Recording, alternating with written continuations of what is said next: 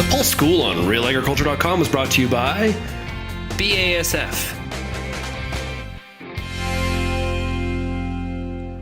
Hello, I'm Dale Leftwich with Real Agriculture. I'm with Holly Derksen, Pulse Chapter Chair at the Western Forum on Pest Management. How are you doing today, Holly? I'm good. How are you? Holly, you gave a presentation today on the sort of the really early results of the disease reports that came from Western Canada in pulses. Do you want to just mention a few of the trends that you saw in that? Sure. So we get the reports from Alberta, Saskatchewan, and Manitoba. BC doesn't provide any reports on the pulse crops. For the most part, we didn't see tons of foliar disease, but root rots were prevalent across the prairies and across all crops. Somewhat surprising that we did see some oomycete issues, so both aphanomyces in peas and lentils, as well as Phytophthora in soybeans. So typically, those are issues in wetter years, but we are seeing high levels of those even in a drier year like we had this year.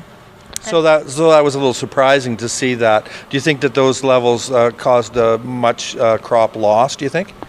Definitely in some cases. I don't have as much experience with the field peas, but I definitely saw some soybean fields with high levels of Phytophthora that they would have seen loss. We also had a lot of general root rot out there as well, and we have a rating scale for that, and it's kind of, if it's above a certain point, you can suspect or expect yield loss in both peas and soybeans, and we definitely saw our average severity to be above that 4.0 level where we could see some yield loss. So definitely we weren't hitting maybe our highest targets and yields in some of those crops because of root rot.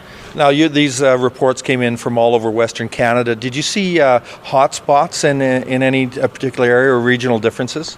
Right. So like I mentioned, the foliar disease was low overall because of the lack of precipitation, but in Alberta in particular, their survey for the foliar disease in field peas, they did see quite a bit higher levels in Microsphaerella blight, or Ascochyta blight, they call it, in field peas in central Alberta because they did have more moisture than in southern Alberta. So there was a drastic difference there in their disease levels.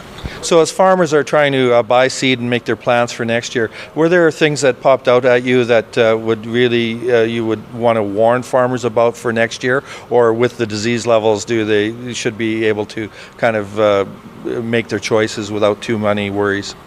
Well, the number one thing is the root rots and making sure you get those correctly identified. So don't just assume it's a fusarium root rot, because if you do have something like Phytophthora or aphanomyces, that will have a bigger effect on your rotation and maybe your choice of field crops in the future on that field. So making sure if you are seeing those root rots in your fields that you get them identified. So the big thing is to get it tested. So should they be taking some of their seed in to get tested at the labs? Well, it's even more so just the samples in the field when you see it in season, to making sure that those samples go to a diagnostic lab to be tested.